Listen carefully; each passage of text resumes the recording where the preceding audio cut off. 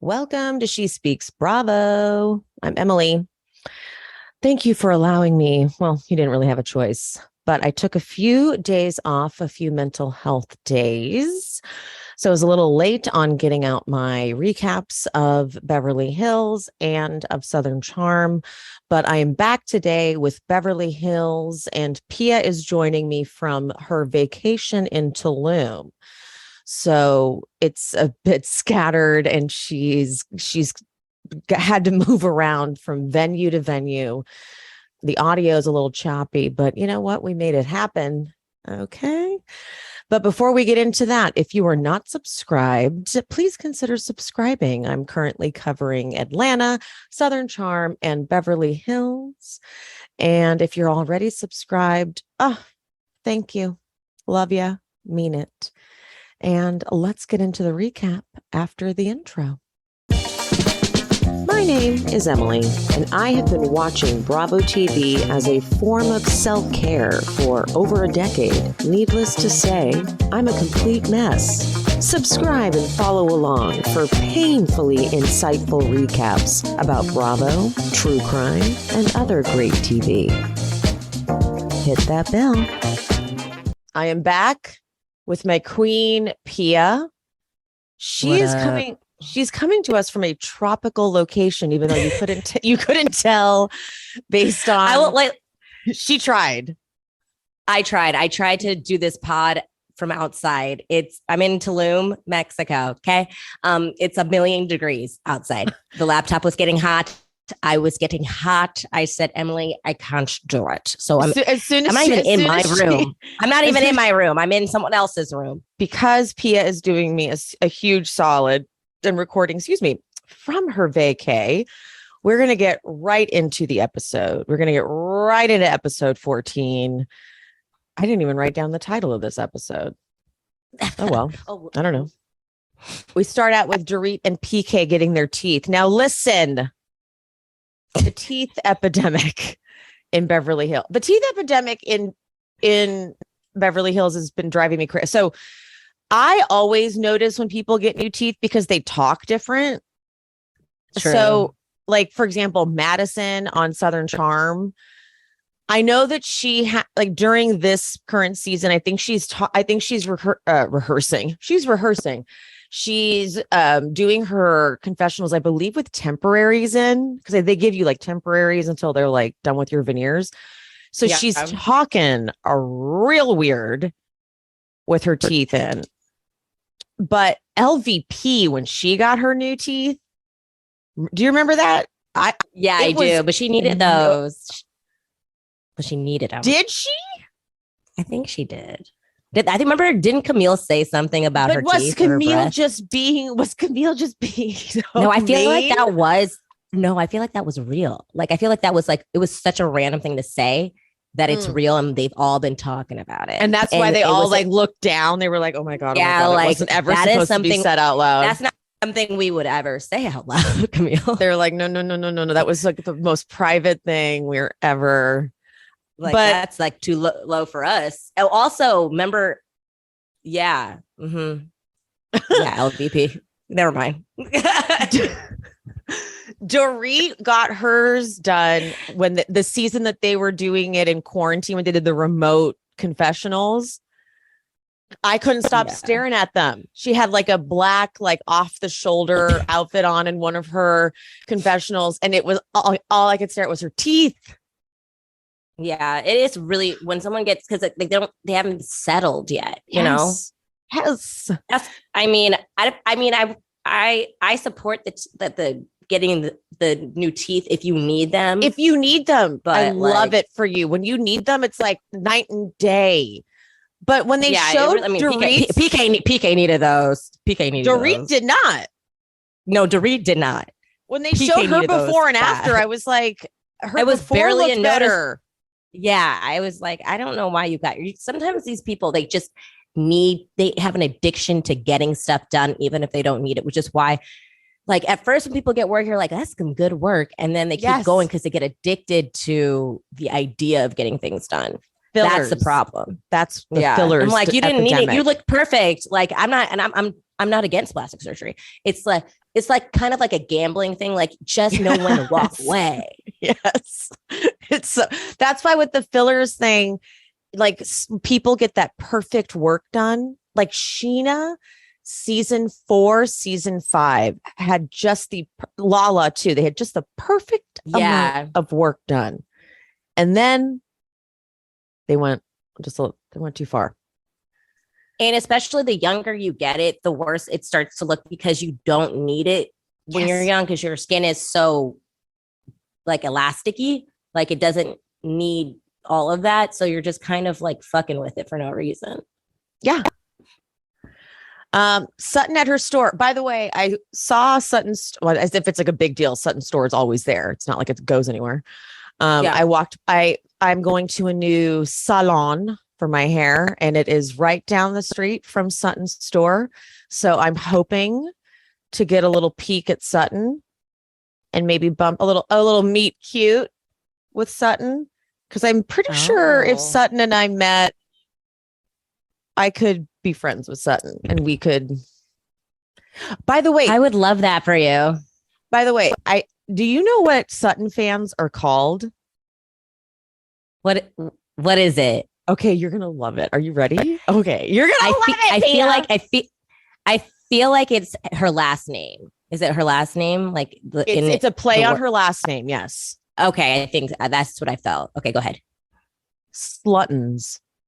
Okay, didn't think that. Yeah.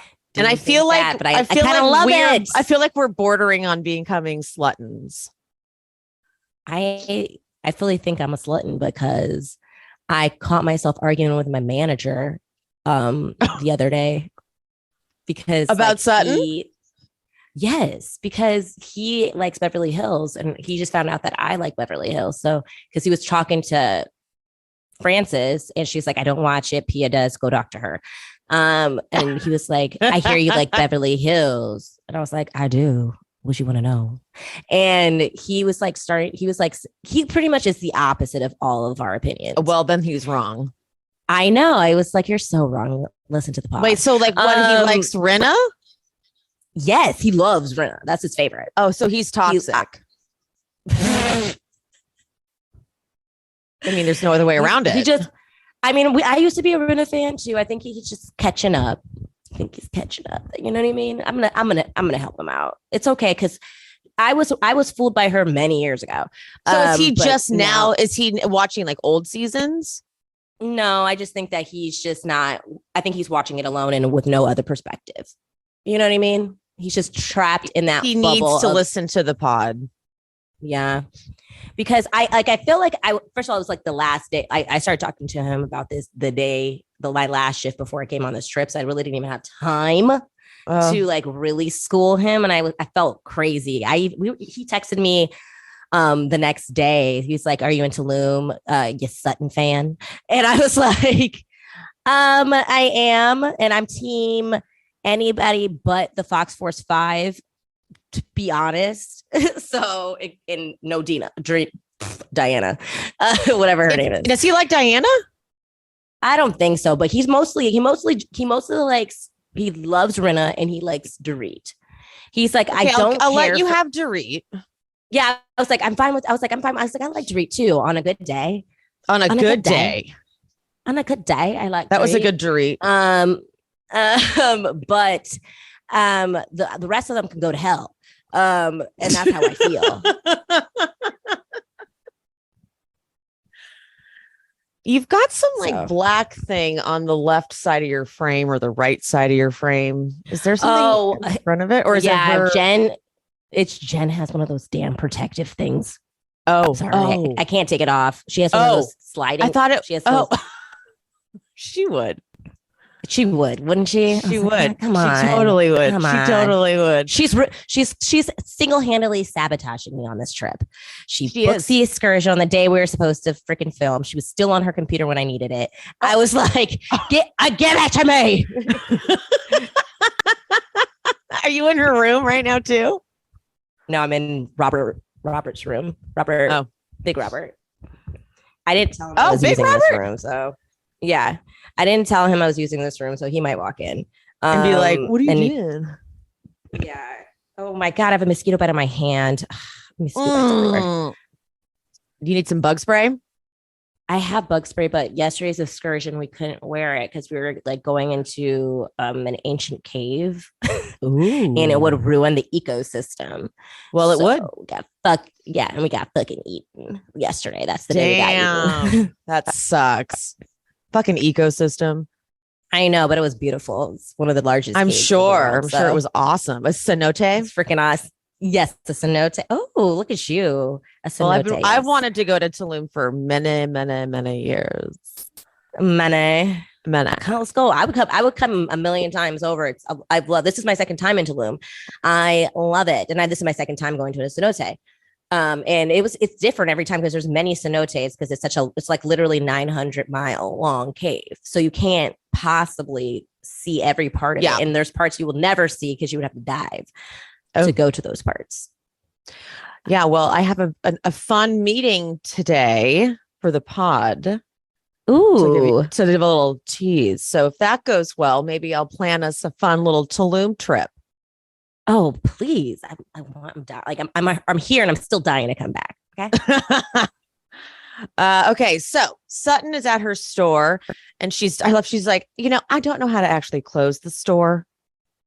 And her assistant's like, don't you think you should know that? She's like, well, I mean, I do, but like, I don't. And I could just imagine Sutton like saying she could close the store and then being like, okay. And just like locking the door with all the lights on and like not having done anything. Yeah, it was like completely like I could just walk in and just like none of like the money has been balanced. And she's like, oh yeah, like she definitely doesn't know how to count the drawer. No, she's like, I don't know.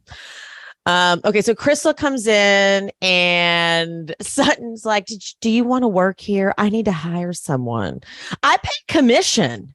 And then they troll the hell out of her and like show that there's no one in there. Yeah, it's like crickets. I'm like, I mean, they even added like cricket sound effects too. Yeah. Granted, I feel like rich people don't act. It's like a front. Like, not that she's like a drug front or anything like that, but I feel like rich people don't actually come in person to the store for the most part. I feel like they like all her like I don't even know why she has this physical store. She probably it's like a showroom essentially, and then they just place their orders on the phone or online or some shit like. And that's how I also feel like the way like rich stores go is someone comes in and like purchases like $5,000 at once, and then they're like thanks, and then like they leave, and then the next person comes in. It's like 20 that I don't know, like. They're not who's like, what's $100? Yeah, because the people who are on the status of people who are probably buying in Sutton's store for the most part are people who have stylists that are pulling stuff and then bring into their house to just see if they want to put it on that day. They like have racks of clothes that they pull for people. I want that. It's not like Target. It's very different type of thing. Yeah. That is like my dream in life is to have someone just come over with like clothes and and dress me on a daily basis. Me too, because I don't like to dress. I just want someone to know my style and know that I like loose, cozy clothes, but still need to look cuter than I look. And then they're like, okay, we already figured it all out for you. Here you go. It's a game changer. It really is. It saves you on time. You could get so much more things done if you didn't think about what you're putting on in the morning. That's why I just wear the same thing. Wear the same sweatpants every day. Crystal goes, okay, so full disclosure, I saw Lisa yesterday, and Sutton goes, ah. That's how I feel. Like anytime I know she probably I know. I think that's what we all collectively feel like, except for my manager. But like, I literally think someone was like, oh, man, she beat me to the punch. Like, I thought this was going to be I was finally going to get to tell my story first. Like, she always is too late. Like, people have always already told her story every single time. But I like Crystal because she has an open mind. She's like, I got her side. She's very clear. That's her side. I liked that. Yeah. And Sutton didn't even bother. She's like, look, she was cool with me when we had lunch. I've done my part. Yeah. I want to talk about you. Like, she's like, I'm not going to give this any more camera time. Lisa can go fuck herself.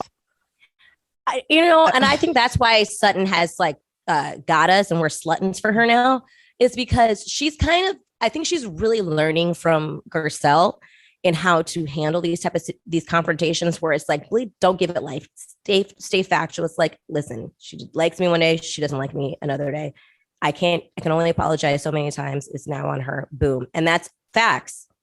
Because there was an entire whole scene between Sutton and Rinna on camera where Rinna's like, I'm over it. You've apologized. I'm over it. Now she panics, freaks out, loses her shit at her house at this wine tasting thing. And on top of that, because Crystal's like, she says she's still upset. She's upset. It's like, oh, she's not just, so the conversation with Crystal wasn't, I kind of lost my shit at my house, but I am over it. The fact that she's like, I'm upset. I'm upset. I'm so mad. It's like, oh, okay. Really? Bye. Yeah. I'm like, done. Girl, done. Get over it. It's like embarrassing. No one is thinking about that. Watch What Happens Live thing. No one. Also, we like. I wanted to play something actually. Wait, did I have it in my notes? There was a deleted scene, never before seen, that they played from the week prior of Lisa Rinna talking about last year when she told Garcelle, you never thanked Harry for that sauce, or you didn't thank him enough. Oh, thank you for bringing that up. I did, because actually one of your listeners DM'd me. Okay, so I'm going to play it now, and I'll pipe it in post better, but I'm going to play it now. So this is proof that Rinna my mom used to do this with my stepdad. She used to say, Malcolm and I feel, and it's a form of narcissists do this. It's called triangulation. And what it does is it makes the person that they're going after feel like less powerful, because we feel like you did something. But meanwhile, Harry's like, what? I don't even know what you're talking about. So You used both of us. But you used Harry when you said that. Yes, I did. And you know what? Yeah. Not rightfully so. That had nothing to do with him. It was about me. And she said that. And he's horrified by that. He is. He didn't ever want your thank you. I didn't get a text from you after we brought the sauce. I would have loved to have been able to say to Harry, she loved the sauce. She's thanking you for it. Thank you for saying that, because I did send him a text saying, I apologize Garcelle. if you didn't feel like. This no, was but about I want to me and say my that. own pettiness and whatever was going on. This had nothing to do with him. And so the fact that you brought him in to this. You brought him in. It has nothing to do with Harry Hamlin. It has to do with me. You wanted to hurt me, and you just brought him in. I didn't want to hurt you. Yes, you did. So this is what I want to say about that clip. That's very enlightening. And again, I want to say that one of your listeners reached out. They're like, if it's not too late, please talk about this never before seen clip. And I said, it's not too late. So I'm glad you brought this up. But you know how like everybody's saying like, no, we would let it go, Sutton, if you would just admit that you did it to get back at Rinna for what she did to Garcelle. And it's like, I think that Rinna is holding on to it because behind closed doors, Harry Hamlin is pissed off that this lie that she started with him wanting a thank you from Garcelle about the sauce has now made a domino effect that has directly led to Sutton saying the thing on Watch What Happens Live. And it's like, it's becoming embarrassing for him. And it's like, in the sense of like, I don't think he's mad at Sutton. I think he's mad at Lisa, which is making Lisa be like upset with Sutton, but it's her own fault. Like, it's her own fault. She is the one who started it. And now she has to deal with it like with her husband. And I would be pissed off if I was Harry. I'm like, you need to, like, you're an adult, grow up and don't put me in your shit. Like, I put up with a lot of stuff from you. Like, do not put me in your drama. I'm a working actor and I would like to stay that way. Yeah. Okay. So now Crystal's like, I talked to Rinna about Amelia because she's anorexic, and she's like, Rinna did let me know that you guys talked about my eating disorder. And they flash back to, or they do a flash sideways, I guess, to Rinna saying, you can get help because, I watched my daughter. And Rinna has that like very know-it-all attitude when she talks to Crystal about this shit. Yeah. And Crystal says that she's like, look, I understand why it's hard for people because for me, it's so normal, but everyone else kind of worries. And I love that Sutton says, look, I don't know. I just don't feel like it was grave concern. It just felt more like, what is this? And it did feel like that. It did not feel like concern. It felt like, they were doubting shit. her. Yeah, it felt like they were like, I mean, your husband knows, your family knows, you're telling Instagram, why aren't you getting help? It had that tone. What the fuck does that mean? And that's their running theme. They love a theme. Okay. They love the Beverly Hills Housewives love a theme. And the theme is to doubt people, just like you said, Emily. And it Kyle with doubting, do that same tone of doubt with Sutton and her miscarriages, even technically doubting that Erika has a drinking problem is like, like that is like what they can't just like listen and like accept and stop needing to like dissect it. Like, listen, she said she has an eating disorder. She's very guarded person in general. And for her to even mention it to you guys is a lot. It kind of reminds me of like when Erika I like hate to say anything nice about her because she's a fucking devil.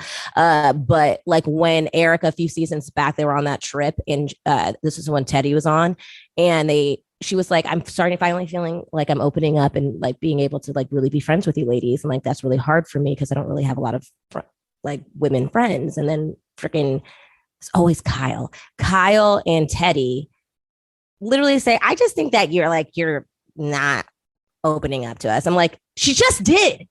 She just did. Like, yep. Like you guys are fucking assholes. Like she just did. Like they're assholes. They're assholes. And so Crystal's confessional is powerful. She goes, I'm definitely seeing a pattern in this group that my vulnerability is met with judgment. Just because I haven't done everything doesn't mean I haven't done anything. Damn, Crystal, that was damn. Weird. Put that on a fucking shirt. Put that on. That was great. And then she cries like journal book. In the scene. She says, when you ask why, that's not a question someone should ask me. That's a question for myself. I shouldn't feel pressure from other people. She's not wrong. Girl, nailed it. She's not wrong at all. I've like nailed it. She was saying it. Like it was so clear, so concise. This is where like her control over words is really coming in handy because she's got such a perfect control over how she's articulating this entire thing. Because when she said, just because I haven't done everything doesn't mean I haven't done anything. I was like, that was powerful. Because exactly, bitches.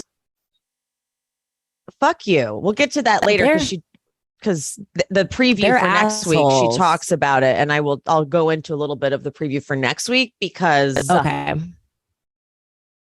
I'll play a little bit of it's fucking rude. I'm excited. Oh yeah. Okay, Asher singing at the piano. Look, this kid is talented as hell, but Diana watching from the stairs, what was his mom watching from the stairs? This is not a wife watching from the stairs. She's giving me very creepy vibes. I'm sorry. She goes, Asher has a very sheltered life, growing up on the stage. He's a child. Excuse me, ma'am. How old is she?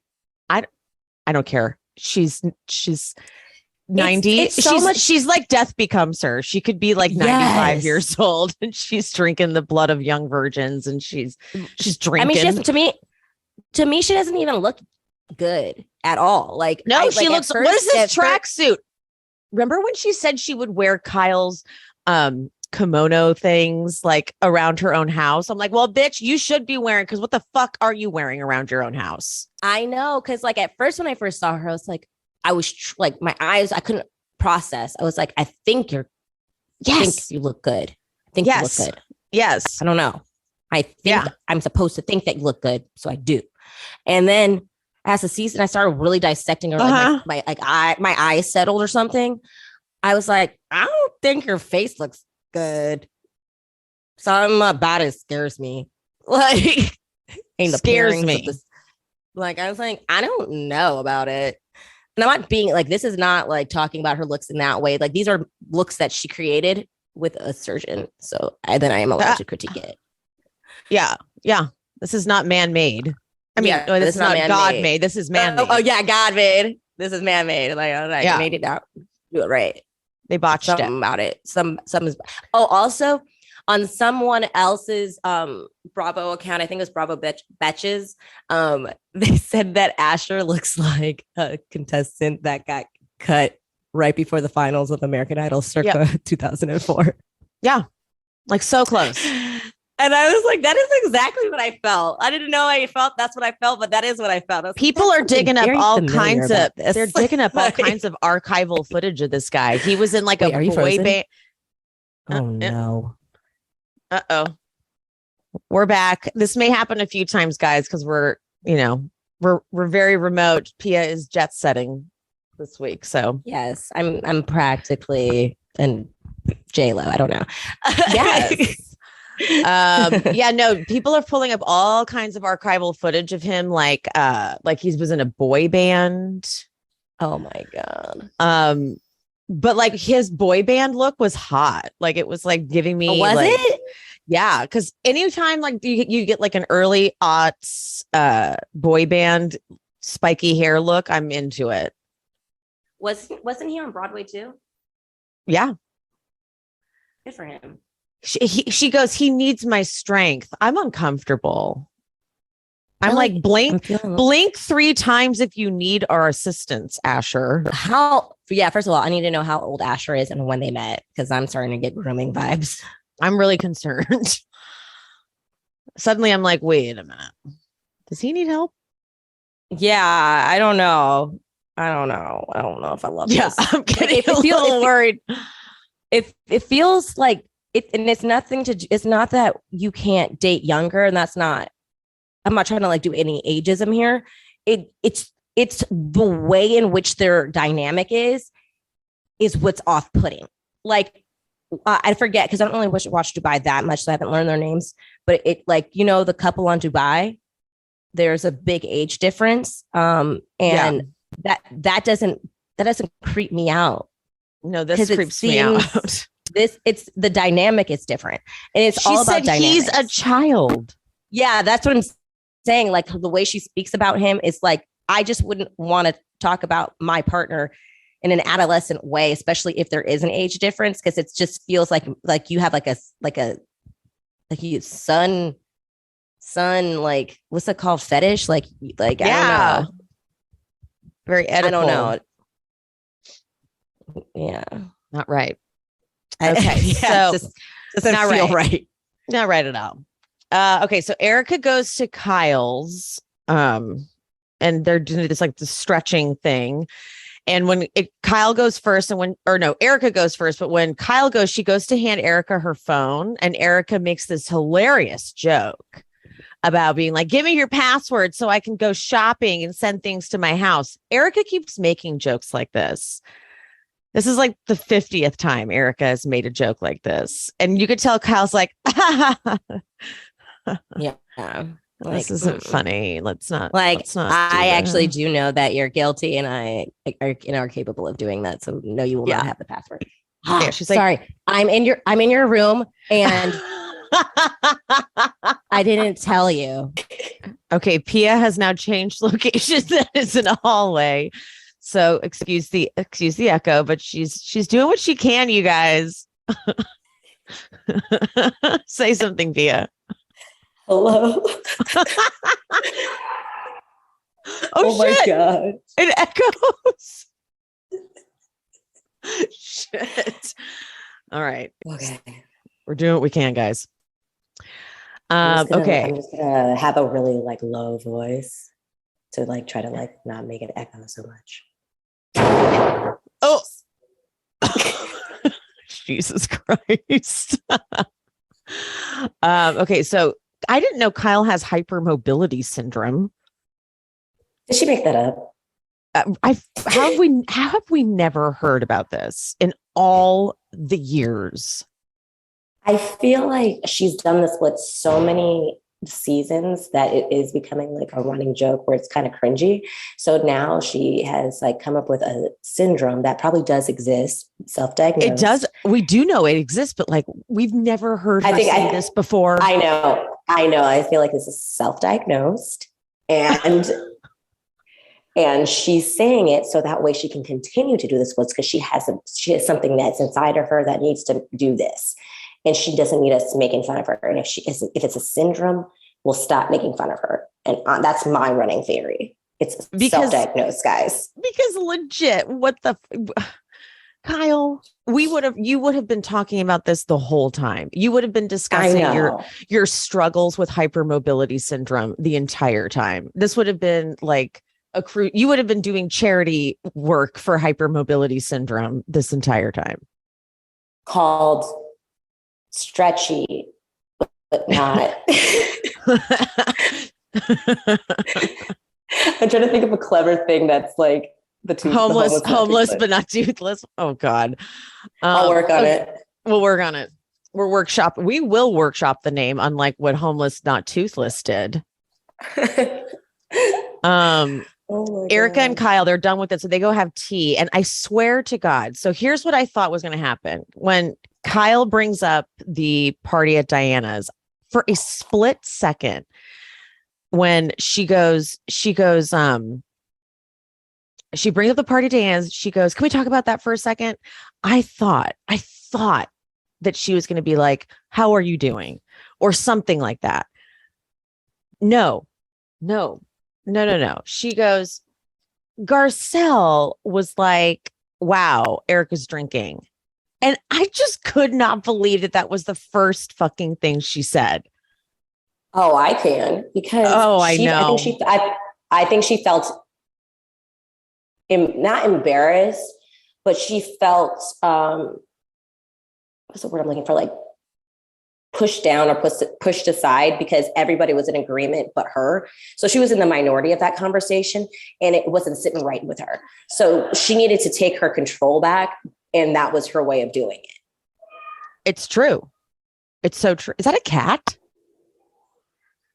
I just heard a meow and I was like, Pia, go find the cat and get the cat and let's hang out with the cat. Was like, is it a cat? Like, hold on. Let me close this door because cats are all around here all the time. And there's like roof access and little fees. They're so cute, but I don't want it in the house. Erika's like, I'm a little over this story being circulated that Erika has a problem. First of all, stop talking in third person. Okay. I need you to stop doing that right now. She's like getting on my nerves with the whole third person talking. We accepted it when you had money and I'm not accepting it when you're poor. Okay.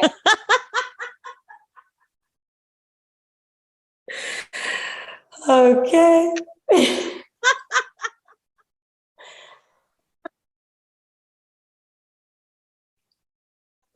Fucking quote of the episode.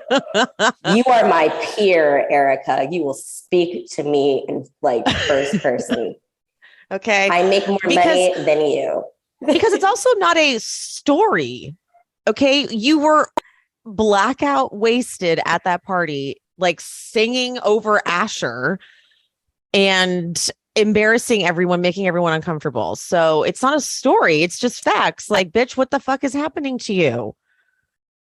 And then Erika, you realize who your friends are in these moments. Well, actually, to be honest, your friend Rinna said to your face in a whole very orchestrated scene that was predetermined ahead of time that you have to stop drinking and partying like this. So I'm confused how now Garcelle is out of line. Is it because it's behind your back? It must be that, right? I mean, I'm sure there's elements of that, but it's just mostly because they don't appreciate that there is a shift. There's a dynamic shift that's happening on the cast, and they see it, and they're desperately trying to hold on. And this is their desperate attempt. Anybody that they feel is, yeah. You're right. And so that's what now she has to turn it to Garcelle's being a villain, because Garcelle is not coming from a good place. It's not a good place. Because Kyle always tries to play like fake neutral. She's like, do you think maybe it's maybe she's coming from a place of concern? Even though you know Kyle knows what Erika's gonna say. It's like she sets it up for Erika to say, no, she's coming from a bad place. That's exactly what she's doing. And Kyle, like, I've watched you for 13 years now or something like that. I know all your tricks. You entered that conversation very unneutral. It's like leading the witness. You set up what happened in a negative light, got her riled up, got Erika riled up, then tried to make sure you put in there somewhere as if you were being neutral in case, like, no, I wasn't, like, I was literally just trying to breach a gap. So that she has her one line of like, oh, do you think Garcelle is just actually coming from concern, when you've already made it clear that the way your perspective of it is that she was talking shit about you and saying you're an alcoholic, essentially. Mm-hmm. So of course, Erika is not going to feel like, because all she's hearing it is from your perspective, Kyle. So why would she think she's coming from a place of concern when you? Yeah, you're the one who presented it. Yeah, she wasn't sitting there listening to be able to come up and decide for herself if she thought Garcelle was coming from you're literally setting the scene for her. She's going in off of only what you said, solely, and how you said it. Boom. Bitch, I'm not fucking stupid, Kyle Richards. That's why your show got canceled, because you're not a good writer. Yeah. That. Not a good storyteller. So then Erika gives us a confessional that is so rehearsed, and the monologue is, or I'm going to try to do it.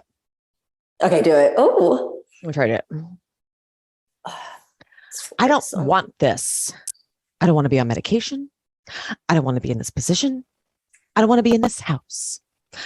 I don't want to be fucking anything I am right now. But you know what? This is where I'm at. And I'm fighting my way out of it the best I can. Okay? I'm going to work on it. No, it was good. I love what you're doing with, you worked on that, like, Erika impression. You were doing the mouth thing too. Uh-huh. Yep. She does that weird mouth thing when she's trying to pretend like she's serious about something. Yes. I'm like, girl, get out of here. And then she tops it. Then the very last line of the scene, or this part of the scene, is, I guess the moral of the story is you can't have a good time in front of these people. The fucking audacity of this bitch. Ooh, this is like a really good shot of you, Pia. This is like an editorial. This is like an editorial angle. I'm sure your back hurts because you're like in a hallway trying to. Pia is making it happen. Pia's making it happen today, guys. I was like, there's no fucking air up here. Like, do you want to try to go outside? Let's relocate again. Go find another spot. All right, guys, new location. Here we go. I think we got it. Guys, thank you for being patient with me. No, we are grateful that you are doing this from vacation. We got this. All right. So now we're at Dorit's house prepping for the event. I hear PK go, "Where's my bombshell?" And PK goes, "Where's my baby?" I mean, look, they really love each other. Okay. I agree. Like, I really like their dynamic and their relationship. And Dorit's not wrong. Like, she fell in love with PK with those teeth. With those teeth. You know, I like them as a couple. I really believe they're in love. And she loves him. Yeah. The lights that PK can't get right. Dorit goes, PK thinks dimming the lights is manual labor. And you can tell he does. And PK like turns them up too bright and Dorit screams, PK, you're scaring me. Don't touch the thing. Don't touch it.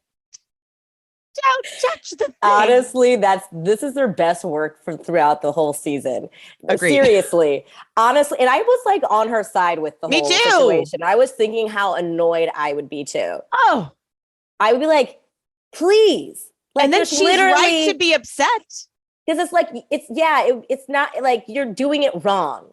And he does do it wrong. You're doing it wrong. And we have like people here who can literally do it. Why do you need to do this? Like, why? Why do you need to do this? Why? Oh my God. So the guests start arriving. Kathy arrives with Dwight, who I recognized right away. I didn't. He was actually friends with Taylor. He was Taylor's date to many events. You're freaking right. Yeah. Many events where Taylor was melting down.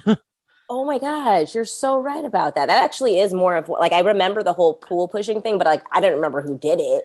Well, I was surprised that they flashed back to that. I was like, they could have flashed back to many more Taylor moments. Well, maybe they didn't want to do that because they're trying to grow and not show a time where she was being abused and like use that footage. Oh, or I think it's a better tie-in to have it be like the LVP. Well, yeah, I mean, you know what, you're right, because they wouldn't care. Yeah.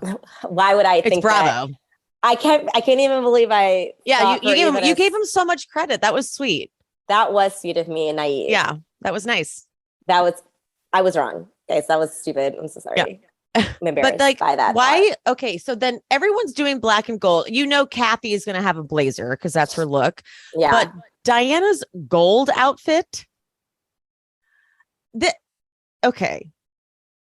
This woman has bragged so much about how she doesn't have to go shopping. Okay, girl. You not only did you have a gold dress, then you had a clashing gold jacket thing on top of it. It was hideous. Hideous. Yeah, it wasn't good. Erika's dress was low cut and super, super short. It looked like something that you would buy at Forever 21 when you were going out like in college, your freshman, sophomore year to a club. It was so inappropriate. I mean, she doesn't have any money. So. And then Rinna's dress was pretty, but we've seen. I liked it. Yeah, I liked it. But yeah, we have seen it many times. Can you see my cat? Oh no, you couldn't catch it in the thing. Yeah, Did you see? Oh, you can see that one. My cat was just okay. Never mind. Sorry. This doctor that's like, I don't like heading this whole thing has 9 kids. Yeah. Because he was a sperm donor. I know.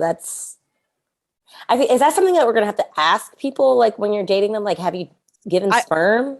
Right. Because that's like, I don't know how like I would feel about that as his wife. Like disgusting. I'm like, you have how many kids? Do you know where they are? Like, can our kids possibly accidentally date them? Like I have questions. Good point. Seriously. Wait, that's a really good point. I didn't even think of that part. Yeah, like holy shit, good point. I mean, it's not like it's just one. It's like that's controllable to figure that out. That's a lot of extra kids to have in the world, and like, are you in the same area that you gave? Like, I don't know. Oh wait, that's a really good point. PK gets Mauricio some Versace gold. What was that, like a cufflink? I couldn't tell what it was. A belt buckle? I don't know what that was. What was it? Oh, I think it was a belt buckle. Was it okay? Which is okay. So PK's talking about his DUI story, and he's like, I was having dinner with John Legend and Lionel Richie. And he's like, when I told the cop, they were like, what are you doing? He was like, I was having dinner with John Legend and Lionel Richie. Ugh. And of course, like, I think Erika was like, did he think you were such a douchebag? And I was like, probably. And then I couldn't tell what was happening here because PK goes, the real lesson is when you think you're okay, you might not be. And Erika's like staring off into a void. And she goes, huh. Oh my God. It was like she caught herself. Was she not listening or was she lit? Like what was I feel like it was that lucid listen where she had like one of those self-realization moments. She was like, that's me. Yeah, she's like, and then she snapped out of it really quick. She's like, oh no. Yeah, she's like, where am I? Where? I'm in public. Oh shit. She's like, how did I get here? Oh God. Okay, so now everyone's arrived and Mauricio and PK decide now it's a good time to rate the women.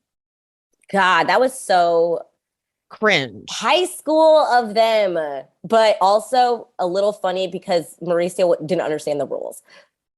Yeah. And he was like, Dorit. I'm like, whoa. Like, damn. Careful. You said it so fast. Yeah. Dorit. I was like, oh. Okay. I still want to say Dorit. He kind of still did want to say Dorit. And then it was like, okay, let's say it on 3. Mauricio says Rinna, PK says Erika. And it's like, all right, guys. I also don't think that PK should have said Erika, seeing that she was wearing that short dress, seeing that Erika and Dorit got into their first argument because Erika was wearing a short dress and no underwear. Like maybe you pick someone else. All of it's bad. We just needed it all to stop, guys. All of it needed to stop. All of it. I was like, Garcelle looks nice. You could have picked her. It should have never happened. They were opening themselves up for way too much criticism. They really were. I mean, Mauricio, like, it's so crazy the trajectory that he's gone on since the day we cursed him. We cursed him with the best house husband. We cursed him. We cursed you. We cursed him. You've been showing your ass ever since. God. Quickly declined. Like immediately declined. Like we have power. Yeah, we do. Who else should we take down? I know, right? We need to powwow before. We need to be like, all right, let's put a list together of who we should. I just think that we need to. Oh my God, I'm doing the Diana lick thing. Did it like 3 times in a row. I actually have a tendency to pick at my lower lip and go like this. So I've been hyper aware of it ever since Diana's come on our screen. So damn. Yeah. I like this a lot. So I'm like, okay. Yeah. Dorit, all I want to do is do it. I know. Dorit's guy for Garcelle is not coming. I didn't realize she's been talking about this guy for a year. And Garcelle makes a good point. Just like, why can't he call me? I'm like, yeah. Does he exist? Yeah. Like you're just making this up. And what was funny about that is that Erika calls her out it too. She's like, yeah, she's been saying that to me too. Like, is she a good matchmaker? Yeah. Do these men actually exist, or is this just a bit she likes to do? I know. I feel like it's a bit. Except it has to keep going on longer because it's gonna be funnier if it isn't a bit. But she actually shows up with the most amazing looking man. And we're all like, he does exist, and like, he's hot. I mean? Yeah, like he has to be like, but it has to be like George Clooney, crazy freaking hot, like. A silver fox or opposite, or like not a dud. And you're like, that's the guy. Well, the dud, like, yeah. But if it's a dud, I need the bit to end sooner. Yeah. Well, no. Yeah. Cause she's like, he's in great shape. He's charming. And Kyle's like, you've really been looking at him a lot, Dorit. Kyle loves to drag her friends. She loves to tease. It's not a tease. She's just fucking being a bitch. And she does it all the time to Dorit, and Dorit needs to catch up. Yeah. Like, she's like frenemying you. Dorit's a good sport about it. Of course, she just kind of like plays it up because that's the way to handle people like that, is to just play along with it so that it doesn't take their power, because it really cuts them. And that's you can always tell, like, she's always like, man, I really wanted to like keep going with that. Yep. She wants Kyle wants the person to be like, Kyle, and then she'd be like, I'm just kidding. God, take a joke. That bullshit. Yeah. Okay, so they sit down for dinner, and Rinna's like, "Hi, everybody! Hi, hi!" And Erika and Rinna are reading the menu, and they're like, "Oh, like reading the menu off like it's all like everything's been invented for the first time." I'm just like, okay, like, but then Erika's like, Erika's sitting she's that thing where she sits up super straight and still. She's like, "I can have one cocktail. So what can I have?" And Rinna's like, "Okay, well, you said the champagne was strong, so maybe have a vodka soda. Okay, I'll have that." And then as if they're discussing the most like important thing. I'm like, how about just don't have anything, Erika? Yeah, it was how about just have some fucking sparkling water? Yeah, and let it go. Yeah, like what? First of all, what is one vodka soda going to even do for you? You have exactly. Yeah, if it's like, I mean, to be honest with you, especially if you drink a lot, like the one vodka soda is really not going to do much for you. So and if you're truly just going to have one, then you might as well just have a sparkling water because it's going to be the same pretty much thing, but it doesn't matter. But better for you. Like it's like one cocktail, it's not worth it. Yeah, because the thing is, one cocktail, especially when you're trying to like cut back on drinking, is a gateway to like, well, I can have one more. Yeah, like, and it's not one was fine. And it's not that you have a drinking problem. It's just like if you're just used to drinking, it's like you're gonna be like, I know me, I can have one more. Like, nailed it. Do it. Just don't have any. Okay, because you're on camera. Yeah. Wait till you get home. How about that? Get home, get bombed in the comfort of your own house. Yeah. Okay. Okay, so Dorit's speech to introduce the charity. So she gets up. She's like, "Guys, I just wanted to introduce this charity, Homeless, Not Toothless." And Kathy, what's it called? Homeless, Not Toothless. That's great. I fucking die. Kathy is great. I'm sorry. Like in the sense of for the show, for TV, she's giving me everything I need. I could not, if I was sitting next to Kathy, I would have lost it. The dry delivery, she like paused. That's great. I can't we didn't even talk about how she's like, when she was like reading off the Diana name card, she's like, "Who's Dina?" I didn't catch that.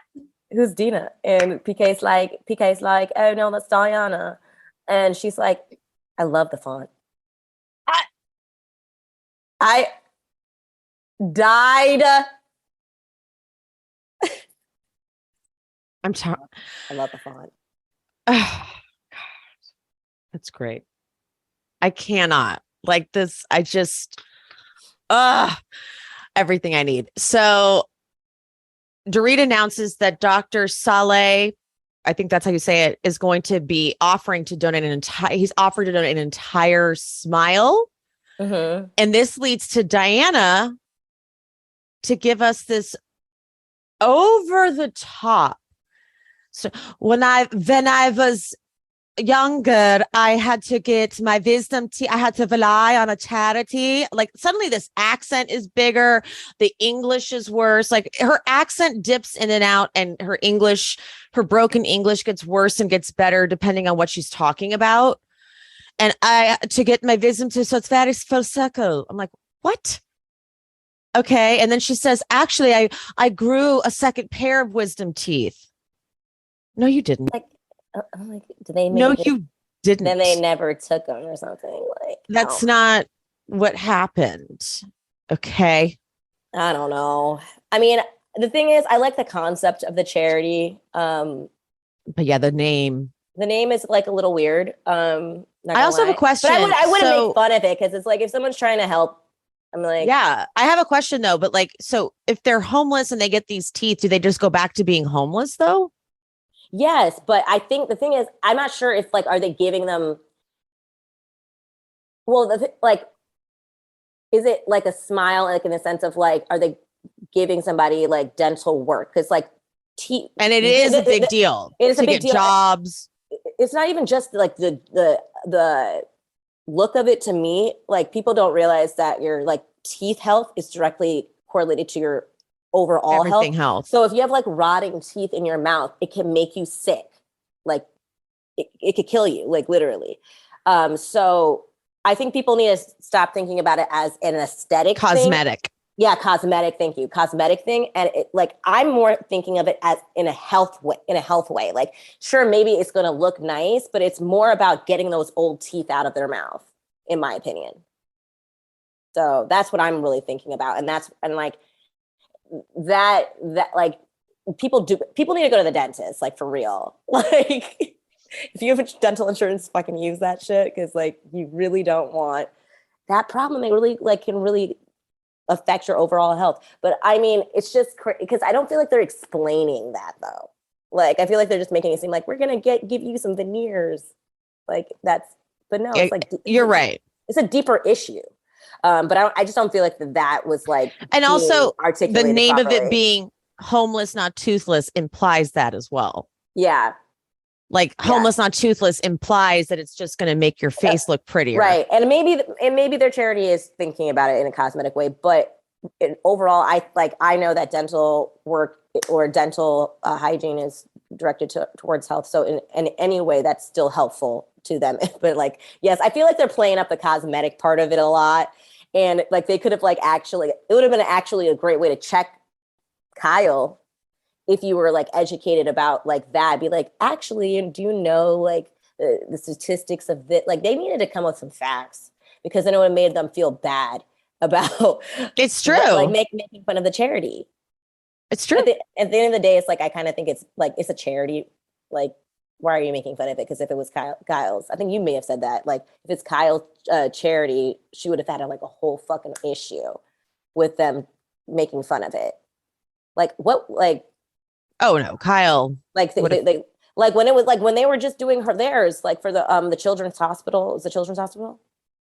Like they all gave them the respect. Like Dorit was so into it. Like freaking Jamie. Oh yeah, pulling out these tchotchkes. She was like, yeah, that's chic. Like she was so that's the thing. Look at the difference of how your friends treat you. Like Dorit didn't make fun. Like she could have. Everybody could have made fun of. Everyone could have made fun of Jamie Lee Curtis's swag bag. Yeah, like, but Dorit chose to be like, that is so nice, and that is a fucking difference. And I was like, Dorit, like, I hope she watches that shit and like it like opens her eyes. Like that's like she was making fun of you. She was trying to be like, guys, this whole thing is stupid. Like, what is like that was the energy Kyle was like, how she was talking to Erika earlier in the episode. Like she was like, I'll just cut a check, like, and not even come because it's a stupid party, but whatever. They started getting excited towards the end.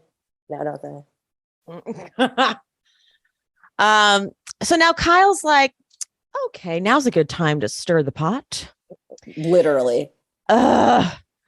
So she's like, Sutton, when you were at Rinna's, did she say get the fuck out? Because this is such a minor detail. Like, this is really like the sentiment was still there, Kyle. It's like, it's not that big of a deal if Rinna said get the fuck out or get out. Like, yeah, she said get out. Yeah, like the part that I'm upset is that you're trying to kick me out of your house. Yeah, but now she needs to say, I don't care how you said it. Did you just try to kick me out of your house? And so it's like, you're just trying to get out that she said get the fuck out. And also everyone is confirming, everyone, even Erika, even Dorit, everyone is confirming she said get the fuck out. So now she's gone to Sutton, Garcelle. Sutton says, I really don't want to talk about this right now. We've got these other people here. Kyle's like, Dorit, Rinna. And Rinna's like, yes, Kyle.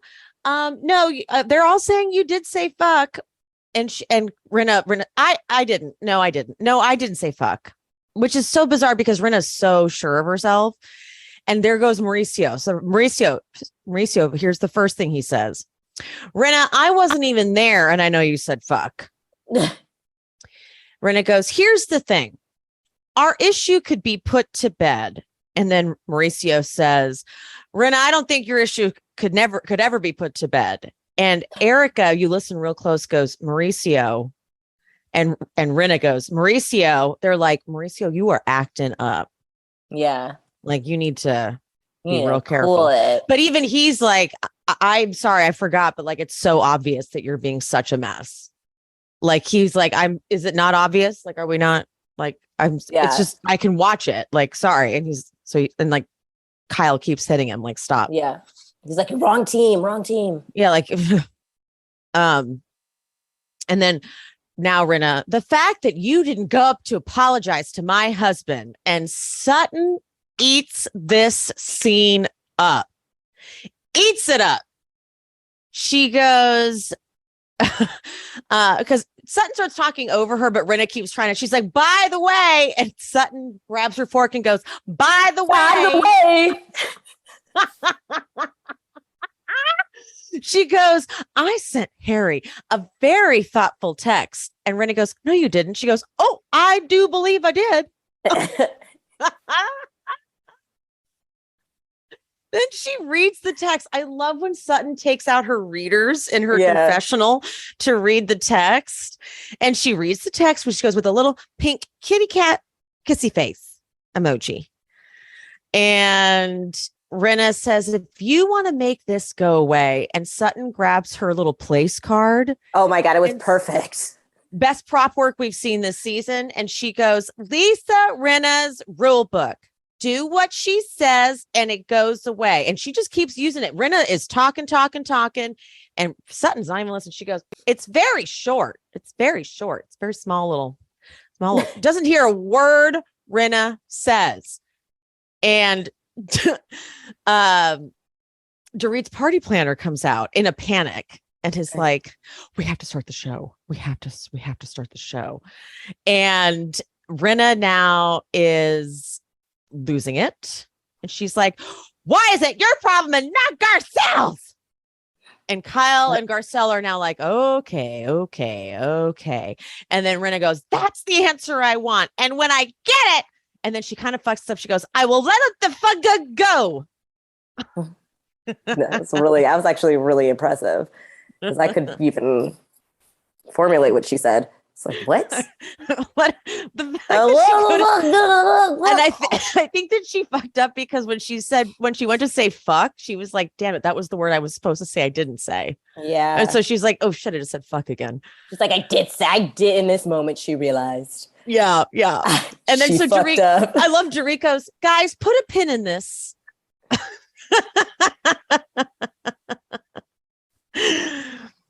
And then Rinna, if you want me to do this across a table, I will. Who started this? And Sutton, without missing me, Kyle. Yeah, she's like, I'm not taking the blame for this because I said I didn't want to talk about it. But and Kyle kept keeping on.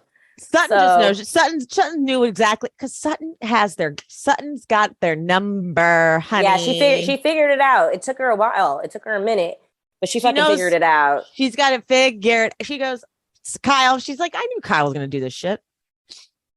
But Kyle's little gerbily, smiley, stupid face. She's like, oopsies. Stupid face. And then do you see this? But do you see how like starkly she changes in her confessional? So like that happens, and then we cut to her confessional, and obviously a producer has she's had time, right, to settle about this, and the producer's like, you probably saying something like, you instigated that whole fight, and like Kyle immediately in her confessional, she's so much more serious. Like she's like, she's like, she's really trying to do a PR for herself, like course correct, so we don't come for her. She's like, I truly just wanted to know what happened. I had no idea it was going to go that far.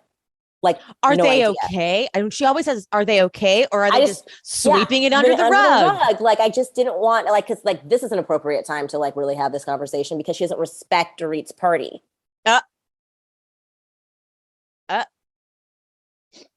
And there it is. And then Kyle's Dorit needs to know that because that's where that came from. She's like, I'm not lighting this party up because it's some dumb toothless, not homeless, not toothless. I don't even know what I'm at. Spice it up. And she goes, you told me 2 different stories. And then she's like giggling and hiding behind Mauricio. It's just, Kathy is not impressed. Kathy's like, I'm just going to let you fucking dangle out there. Yeah, that's why I like Kathy, because even though they're sisters, she's like, I'm not impressed with anything you're doing. And Kyle like is like a robot now when it comes to like being being a housewife. She like has to tick all the boxes. She has to say, are they okay? Or are they sweeping it under the rug? Like she has to like say that line at least like 5 times a season. She also has to like reference a classic housewives moment from the franchise. So she's like, it's not Amsterdam bad, so that they can throw in a flashback of a classic housewives moment. Last season, she said, she stole my goddamn house, so that they could flash back to you stole my goddamn house. Yeah. So she does these like formulaic things that just, it's not authentic anymore. Absolutely not. And then, yeah, she has like a formula. It's like weird. And also it just reminded me thank you, Kyle, for reminding me about how shitty of a sister you were to Kim, because you let Rinna fucking do that to your sister. It's not the first time Rinna's came for Kim. That's why Kim doesn't fucking fuck with her. I mean, she did for a second, but then she's like, nah. I don't think she likes Rinna again. Yeah. PK fucks with the lights. And Dorit, the way Dorit like silently is like, I told you. I know, she was mad as fuck. That was real. She's like, what did I? And I felt for Dorit so much. I was like, PK? She's like, I told you not to touch it. And by the way, that was not good light for them. So no, I mean, you don't turn lights all the way up like that. Yeah, that was not good for. I've been like, are you kidding me? Oh my God. So we get Melissa Etheridge and Sutton. Sutton's going, this was my girl crush. This was my girl crush. And I'm like, oh, whoa. Okay, Sutton. I'm slutting for Sutton. I'm a slutting for Sutton. Garcelle going, where was Melissa while Rinna was yelling? She goes, this is not a good look. You can dress us up, but you can't take us out. I felt bad for Melissa Etheridge. I really did. Like PK gets up and goes, I work closely with Primary Wave and they manage Melissa, and 2-time Grammy winner. I'm like, oh God. And now she's playing at the Beverly Hills Housewives charity event at Dorit's house. I bet you she was probably going to back out like when she started hearing all that. Cause like if I was her and she's like, I'm not waiting for them to like finish this. She's like what like I already didn't even really want to do this, and now I'm gonna be a part of some segment where it's like fucking ratchet. Like no. Like I'm not waiting for this to end. I'm gonna leave. Yeah, like if this could go on for hours. Yeah, like if they don't start if I don't start now, I'm not going on at all. Like I think that was like the energy that was probably backstage. Oh yeah, that's why he's like, no, we have to start now. Like she's not gonna wait 2 hours for y'all to finish. Sutton then, like when they're done taking photos with Melissa, she looks at Rinna. She's like, I'm not even mad at you anymore. Like, and Rinna breaks down about like, she's like, it wasn't even about you. Like this, this was so wrong. She starts breaking down about her mom's stuff being delivered. And Kathy's like, I can't hear. And Rinna goes, if you want to hear, come over here and I'll tell you. Which is like, what? And she's like, okay. It's like, okay, I just literally couldn't hear you. My pain is not about Sutton. I'm going to let that go now. I'm in a lot of pain, you guys. And here's the problem. I really don't want to shame or doubt someone's pain, but my friend Chris described it perfectly. So I'm going to read. Chris is the guy, for anyone who's been following me for a minute, Chris was who I did my lives with last season during the reunions. And Chris explained this outburst as such. It felt like she realized how inappropriate her outburst was and got so embarrassed that she acted her way out of it. I'm not doubting the pain she's in because she definitely channeled that for those tears. But come on. I think that was that. Like she is in pain, but like got embarrassed and then needed to pivot and once she got on a roll with like the pain of the stuff being delivered and whatnot, was able to like kind of snowball that. Yeah. And let it out. Listen, I kind of felt the same way too, but it's still like, I'm not a fucking monster. Like, I'm not a monster. Yeah, you're not a monster. Like, I know how much she loved her mother. Yeah. And I know all of that stuff is super hard. The issue I think we're all having with having empathy for Rinna is the fact that this behavior has been happening way beyond Lois's death, right? And it's getting in.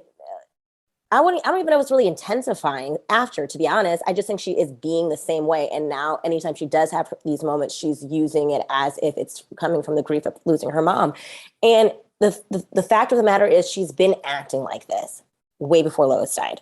So it's hard for me when like I feel for her on the level of just in general of her losing her mother. That part of me feels for her, but I in no way am excusing any of what she's done this season, what she's still doing on her grieving for her mother, because this is her.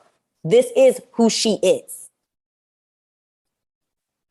This is who she is while grieving on top of like her grieving with her mother. So like, let's not be fooled by that. Mm-hmm. Exactly. Garcelle has so much compassion, though. She leaves space for it. She says, this is a breakthrough. Maybe we can finally let this go. And so Rinna looks at Sutton, says, I didn't want to do this, but this moment wasn't right. I'm not going to do this with you anymore. And Sutton says, oh, well, I can take it. Which, I'm sorry. Sutton is winning left and right. She's recognizing her role in this group now and what is sort of expected of her, and that she's going to get, because she knows that she's reactive, I think. So she knows she's going to be left open to a little, not abuse. That's the too strong of a word. But if Sutton's going to be reactive and have freakouts, then she's going to get some back. Yeah. And so she's open to it. And so then Rinna's, it's so wrong what we just did. I have a lot of feelings going on and I'm just so strong at times, but I'm really not. And then Mauricio from left field goes, I think you are, Rinna. I'm sorry, it's like a movie. Like he's like, she needs a backup. Where was he? He was like, he's out of nowhere. It was literally like, I've seen that in a movie. I swear to God. He was like, she needs help. Throwing her life. I think you are, Rinna. The actor who got like a one, like, yes! Like, hey, we need a line here. Hey, you, can you manage to say in a realistic way, I think you are, Rinna? Okay, can you do it? It's like, I got it. I got it. I think you are, Rinna. Like, he's like, they're like, cut. All right, that works. Yeah, whatever. Good enough, right? We may cut it. It's actually kind of fun. Actually, I didn't know it was going to be a comedic moment. I wrote it to be sad, but comedic works here. Yeah. Exactly what it was.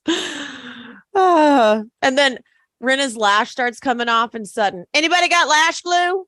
See, Sutton is good. She knows how to come on a Herky line. Yeah. She has timing. She has timing down.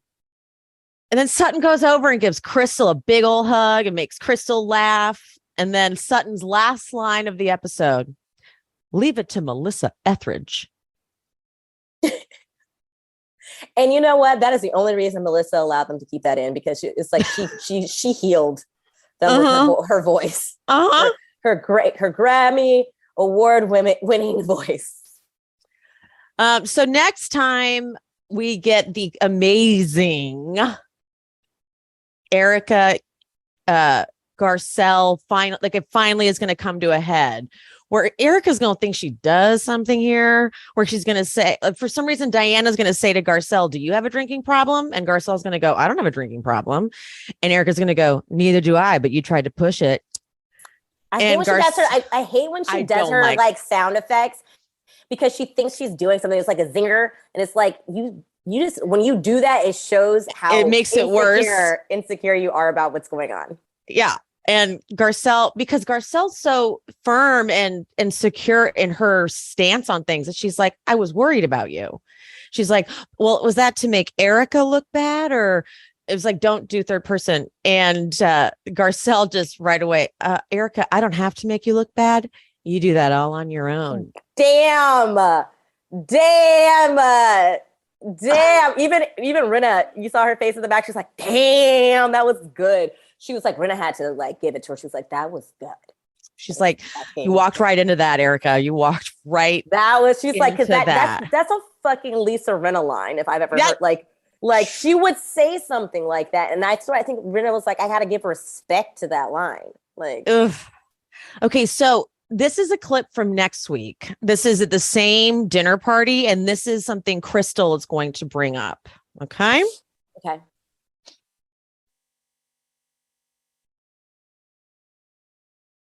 Oh, you can't hear it, can you? No. Hold on. It was in my earpods.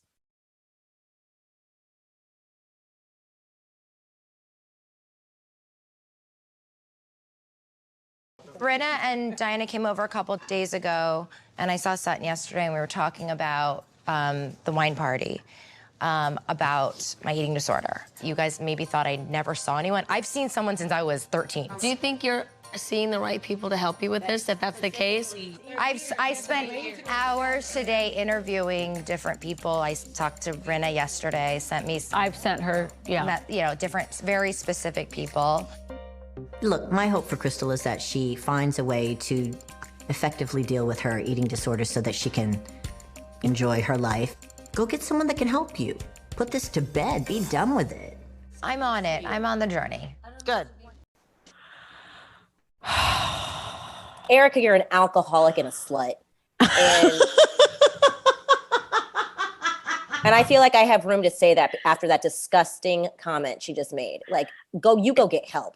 And so there's so many resources out there on that you can just Google how to talk to someone with an eating disorder, how to talk to someone with a depression, there's language around it. And telling someone just go get help is dismissive, number one, because it makes them feel like you don't want to hear about it. So go talk to someone else. But to think that going and getting help makes it go away. It's never going to go away, you fucking idiot. It's about how to deal with Put it to bed. It's like, fuck off. She's such a fucking bitch. I hate her so much. I'm so fucking done with her. Like, I'm so fucking disgusted and done with that fucking bitch. Oh my God, I want to cuss her out. I want to find her fucking number and just fucking cuss her out. I'm pissed. Fucking bitch. Got me all fucking heated before I'm going on this goddamn boat. Like,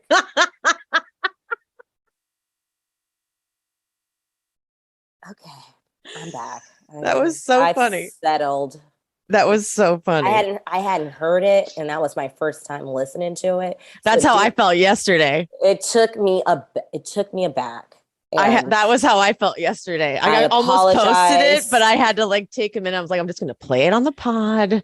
Pia and I can process. I came out of my body there. I'm gonna say I went too far. I did mean it, but you don't always have to say everything you mean. So that is what I'm sorry for. Oh my God. That's so fucking funny. All right. Well, that was actually an adventurous episode. Pia took us on multiple. I'm so sorry, guys. Pia, we thank you for your service. Pia came to us on vacation. She allowed me some mental health days, but it just happened to be the week she was going on vacation. So she made it happen. We got to talk to her from Tulum. Oh, I can show you. I'll try to show you guys the view so you can see. Yeah. So I'm not just let's get a little in view. LA lying to you. You know, I know, right? Yeah, she's in Tulum, good. Ugh. We should go live. We should go live or something on Instagram for a second. Wait, can you see? Is it too bright? It's too bright. Let me see if I can actually step outside and see what happens.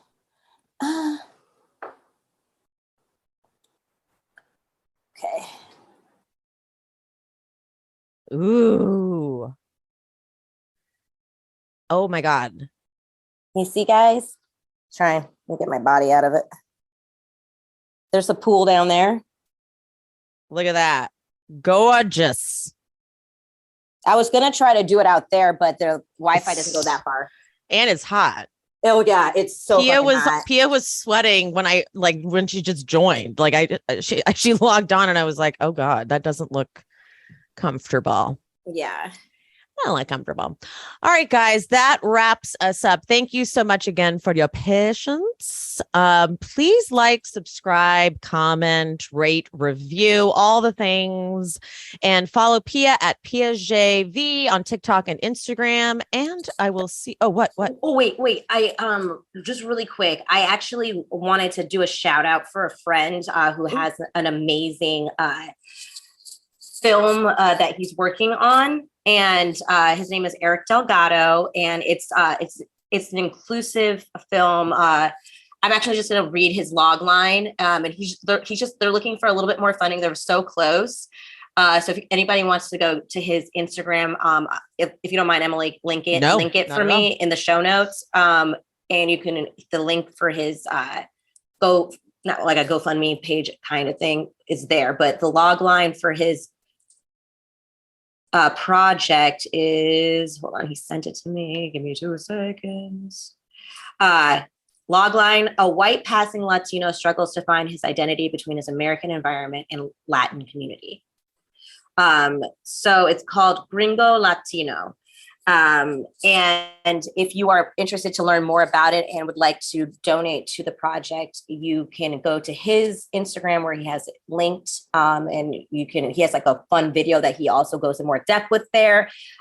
So yes, sorry, I just really want to do that for him. Oh, that's awesome. All right, guys, I'll link everything in the show notes like Pia said. Well, have fun on your excursion today, Pia. Thank you. Bye, guys. Bye, guys.